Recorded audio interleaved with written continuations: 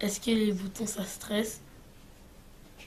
Est-ce que quand il y a une panne de l'avion pour les atterrissages forcés, est-ce que ça fait peur? Alors, justement, je parlais des simulateurs tout à l'heure, on est très bien formé à ce genre de problème. On va pas se cacher qu'évidemment il y a des accidents de temps en temps qui sont dramatiques, mais il nous arrive plein d'incidents, des pannes moteurs par exemple. Moi, sur mon avion, sur le Boeing 777, il n'y a que 2 moteurs. Donc s'il y a un moteur qui tombe en panne, eh ben, il m'en reste qu'un. Ben, l'avion, il vole très bien sur un moteur. On est très bien formé pour, et puis en plus, nos simulateurs nous simulent le moment le plus critique. On est entraîné à tomber en panne juste au moment où l'avion décolle. Et ça fait, et on sait le faire très bien parce qu'en fait, on est très très bien entraîné. Le simulateur, alors si un jour vous avez la possibilité d'aller faire un petit simulateur, c'est vraiment une belle expérience. Euh, il, il- il nous entraîne vraiment très bien. D'ailleurs, à tel point que quand on est dans le simulateur, on n'a plus l'impression d'être dans le simulateur. On est comme dans l'avion. C'est vraiment très impressionnant. Il bouge comme l'avion, on a la vision devant comme si on était dans un avion. Et, euh, et donc, en fait, on est entraîné à plein de pannes différentes. Sur un simulateur de 3h30, on va avoir, je sais pas moi, 10, 15 pannes. Et des fois, elles se cumulent les unes aux autres. Et justement, c'est pour nous charger un peu pour pouvoir raisonner en fonction, bah, ça c'est une panne plus importante, ça c'est une panne plus importante. La priorité c'est toujours de toute façon de piloter l'avion et de faire en sorte qu'il arrive le plus en bon état au sol. On fait des dépressurisations, on est hyper entraîné, donc c'est un trou dans l'avion, et puis du coup, immédiatement, il va y avoir beaucoup de bruit dans l'avion, il va faire très froid, on va avoir mal aux oreilles parce que ça aura explosé à l'intérieur, et il faut descendre le plus vite possible avec le masque à oxygène. Et ça, ce sont des gestes qu'on est totalement, on le fait automatiquement, c'est-à-dire qu'on s'est tellement entraîné à le faire, parce que pour le masque à oxygène à haute altitude, s'il y a un trou dans l'avion, on se retrouve immédiatement à la même pression, à la même température que dehors. Et alors, j'espère pas dire de bêtises, mais on doit pouvoir mettre nos masques en 5 secondes.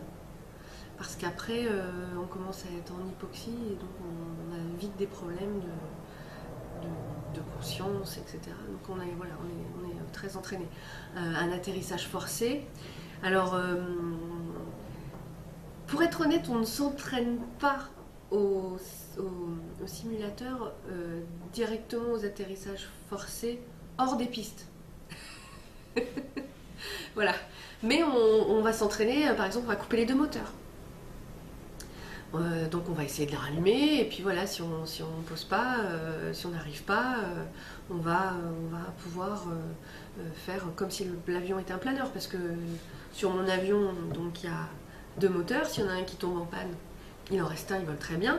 Si jamais le deuxième tombe en panne, il vole moins bien, mais ça reste un planeur quand même, donc il tombe pas l'avion. Et on peut encore le piloter jusqu'à une piste s'il y en a une pas loin. Comment ça se passe quand vous êtes devant un tableau de bord? Est-ce que les touches ça stresse? Est-ce que beaucoup de touches ça stresse? Est-ce que c'est bien d'appuyer sur les boutons? Ça s'apprend. Voilà, ça s'apprend. Il n'y en a pas tant que ça. On a souvent l'image des cockpits des anciens avions avec des boutons partout. Déjà, ce ne sont pas que des boutons, il y a beaucoup de breakers, c'est-à-dire des fusibles, hein, comme à la maison. C'est un système qui ne marche pas, qui surchauffe, le fusible il pète, hein, et voilà, c'est aussi simple que ça. Donc où on le change, ou en fonction, des fois on peut juste aussi s'en servir pour la maintenance, pour voir si c'était juste pas comment dire, on pourrait dire un court-jus, hein, pour faire simple. Mais tous les boutons qu'on voit dans un cockpit, notamment tous ceux qui sont en haut, tout ça c'est des fusibles en fait. Ceux qui sont derrière c'est pareil. Devant, après on a le tableau de bord, et c'est quand même très simplifié par rapport à ce que ça pouvait être avant, notamment avec les écrans. Et puis c'est de l'apprentissage, ça s'apprend. Et en général c'est bien fait en France, le cursus, que ce soit à l'ENAC, dans les aéroclubs ou à l'armée, c'est bien fait parce qu'on commence toujours sur des petits avions Et puis au fur et à mesure, on va sur un plus gros. Puis après, on n'avait qu'un seul moteur, on en a deux. Et toujours sur des petits avions. Puis on se débrouille pas mal tout seul. Et puis après, un avion, finalement, c'est un avion. Il se pilote un peu toujours de la même façon. On va avoir des réactions différentes si l'avion il transporte 400 passagers ou s'il n'en transporte que 4. Mais ça s'apprend bien. Et il n'y a pas je pense qu'on n'a pas personne n'a d'appréhension quand on se lance là-dedans. Quand on commence à piloter, on voit vite qu'on saura faire en fait. Est-ce que c'est bien payé pilote d'avion? Un pilote chez Ryanair, pilote débutant chez Ryanair, il va être aux alentours de 1 500 euros, je pense. Donc c'est très peu en fonction par rapport au travail fourni. Un pilote débutant chez Air France, il va être à 4 000 euros. Voilà, je parle en net. Chez EasyJet, je pense qu'on serait plus dans les 2 500 euros, 3 000 euros peut-être. Ce sont des bonnes payes, hein, à partir du moment où on est dans une bonne compagnie. C'est le niveau de responsabilité qui fait que normalement les pilotes doivent être bien payés et ne doivent pas avoir de... Comment je pourrais expliquer ça? Les pilotes ne doivent pas avoir de pression financière pour pouvoir avoir la capacité de refuser d'aller voler. Si l'avion n'est pas en bon état, il ne faut pas qu'on puisse dire à un pilote tu vas gagner 500 euros de moins parce que tu ne vas pas faire ton vol. Et que sa paye soit complètement... à Air France, si on refuse de faire un vol parce que l'avion il a une panne et qu'on ne peut pas le réparer tout de suite, on ne va pas avoir ni de pression de l'entreprise, ni de pression financière parce qu'on a un salaire minimum garanti qui fait qu'on est protégé contre toute pression qui nous ferait partir à tout prix et qui dégraderait la sécurité des vols. Pour des adolescents qui ont 13-14 ans, ça veut dire qu'ils seront sur le marché du travail d'ici 8-9 ans, ce sera complètement différent.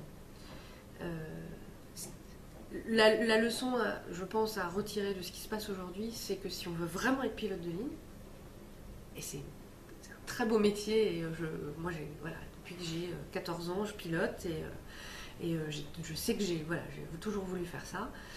Si on veut être pilote de ligne aujourd'hui, il faut pouvoir penser à aller travailler loin de chez soi et dans un autre pays, voire un pays asiatique. En fait, une fois qu'on est diplômé par l'État comme si on était dans une école d'ingénieur ou n'importe quoi.